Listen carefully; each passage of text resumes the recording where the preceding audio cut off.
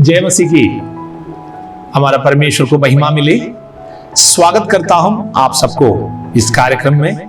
आज की रोटी शीघ्र ही आने वाले प्रभु यीशु मसीह की मधुर नाम से आप सबको प्यार भरा नमस्कार। प्रार्थना करें। स्वर्गीय परमेश्वर, आपके नाम को हम महिमा देते हैं।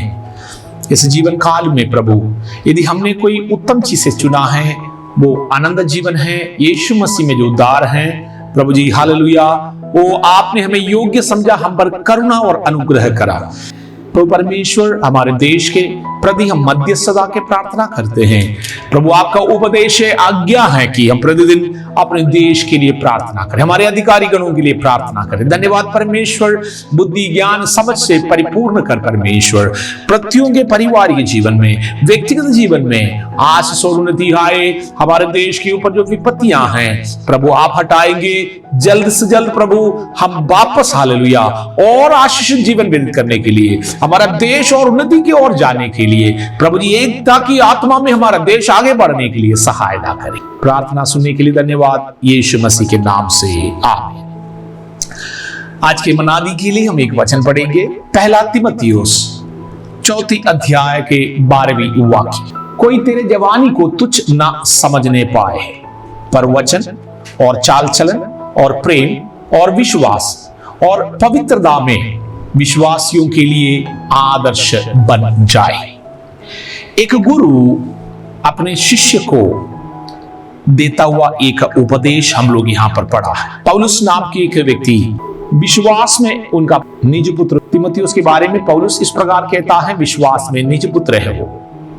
उपदेश देता है, तेरे जवानी को कोई तुच्छ ना करे। नौजवानों के लिए एक उपदेश है।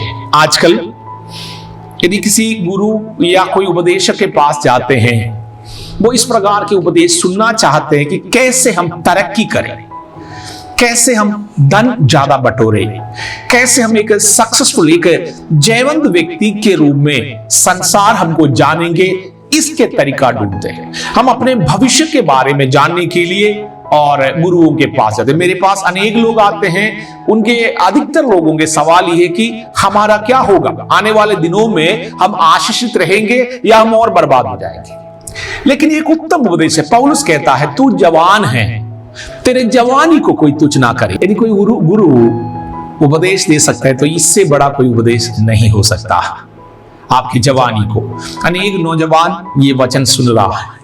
आप सोचिएगा, बड़े बुजुर्ग लोगों से पूछिएगा, वो उनके जवानी के समय पर किया हुआ कुछ फैसला, कुछ चीजें जीवन भर उनको सताते हैं।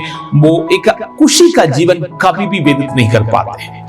कुछ लोगों ने अपनी जवानी में ऐसा मिस्टेक करा है, प्रतिदिन उनकी आंखों में आंसू रहता है। कुछ बहनें मेरे पास प्रार्थना के लिए आते हैं, उनकी आंखों में आंसू हुई है। जवानी के जोश में बिना किसी के उपदेश को सुनना पसंद नहीं करता था, अपने मनमानी के कारण आज आत्महत्या के बारे में सोचते हैं, बर्बादी से बर्बादी की ओर जा रहा है। परमेश्वर के लोगों, कहां हम लोगों को वचन के अनुसार एक धार्मिकता के जीवन रखना। आप्रदम हमारे मुंह से निकलने वाले वो बातें, वचन हमें एक आदर्श के लिए, दूसरों के लिए एक आदर्श का बातें रहने पाए। हमारे मुंह से निकलने वाले बातें हमें अनुग्रह की बातें हो, सत्य की बातें हम कहे, और यदि नुकसान भी उठाना पड़े, हमारे मुंह से निकली हुई बातों से हम ना बदले। हमारे मुंह से निकलने वाले बातें अगर हाँ है तो हाँ में, ना है तो ना। इससे अधिक प्रभु के वचन में लिखा है, दुष्टों से आता बार बार हम अपनी बातों को बदलना, धोखा देना, ये हालेलुया एक आदर्श पुरुष के लिए योग्य आमीन हालेलुया चाल चलन नहीं है। इसलिए प्रथम हमारे मुंह से निकलने वाली बातें हैं आमीन का आदर्श का बातें हो। दूसरा, हमारे चाल चलन अनेकों के लिए पौलुस कहता है तीमुथियुस से, तुम्हारे चाल चलन आदर्श पुरुष के जैसे होने पाए, तुमसे लोग प्रेरणा पाए। आज के दिन मेरे प्रिय, मैं आपसे कहना चाहता हूं, आप बहुतों के लिए एक आदर्शवान व्यक्ति, एक आदर्श पुरुष हो। आपसे लोग प्रेरणा प्राप्त करें, ये प्रभु का इच्छा। तुम्हारे जवानी को कोई तुच्छ ना माने। प्रेम में हम आदर्श बने। मसीह यीशु प्रेम में हमारे लिए आदर्श है, पिता परमेश्वर हमारे लिए आदर्श है। प्रभु के संतान होने के नाते, शिष्य होने के नाते, चुने हुए लोग होने के नाते आपका प्रेम बहुतों के लिए आदर्श रहे, लोग आपसे प्रेरणा पाए। कड़वाहट, आमीन, घृणित भावना और गुस्सा, क्रोध, ये सब कुछ हमें चाहे नुकसान उठाना भी पड़े, हम परमेश्वर के हालेलुया स्वभाव से पीछे नहीं जाएंगे। विश्वास, चौथी बात है, विश्वास में आप आदर्श रहे।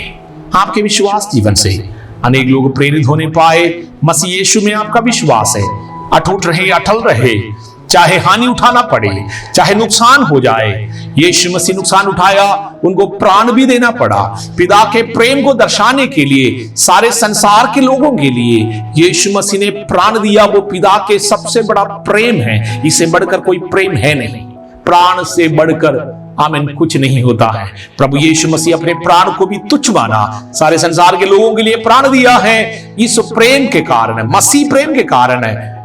पौलुस जैसे तीमुथियुस से कहता है कि तुम और लोगों के लिए एक आदर्श पुरुष रहे। सबके लिए, नौजवानों, परमेश्वर के लोगों, आज के दिन आप एक प्रेरणा के कारण रहने पाए। धन्यवाद।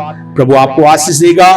प्रभु हम में से प्रत्येक के जीवन में ऐसा अनुग्रह दे, आशीष दे कि हम दूसरों के लिए एक प्रेरणा के कारण रहने पाए। धन्यवाद हो यीशु मसीह के नाम से, आमीन।